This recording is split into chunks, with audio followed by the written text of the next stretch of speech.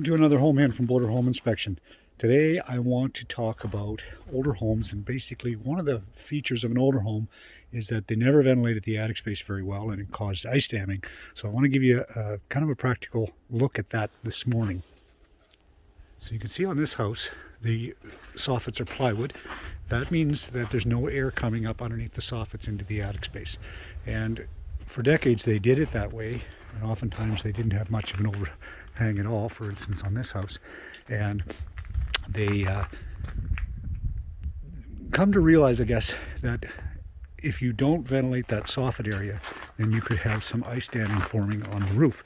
And I can get into that a little bit more, maybe on the inside here, where you can see there is some ice in the valley. Ice in the valley is pretty common so in this case you can see we have metal roof, and there's a lot of ice forming in the valley here as well because of heat loss. But the metal is more forgiving because it's very difficult for that water in the valley here to leak through the tin. So I always recommend tin is a better option to asphalt on an older home that doesn't have much of a soffit or ventilation soffits. So again, if you look at this roof, you can see the frost buildup on the roof, a little bit of ice here, and even some peeling paint on the wall. And that is all related to frost and the warm air from the inside meeting the cold air on the outside. And that's what happens here. So as the heat from the house rises up into the attic space, you want it to be blended. You want it to move away and essentially cool down enough so that it doesn't create ice and frost, doesn't essentially melt the snow on the roof.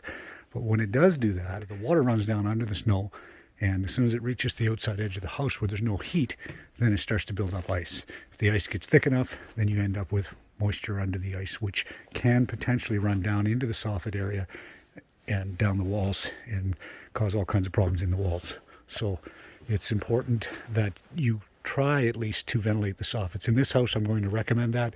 I think it's a pretty easy fix here, but oftentimes it's not as easy to do. When you see ice this thick, then you have to wonder if there's an ice damming problem causing moisture into the wall area. And then you can check on the inside, and you can see, well, you can see the staining on the floor. So there's been water in here, and there's been water running in up here. So it's ice damming is a powerful thing. Doesn't always cause damage, but it often does. So if you've got water running in over your windows, coming through the top of the windows is a common place to see it drip out, then you probably have an ice damming issue.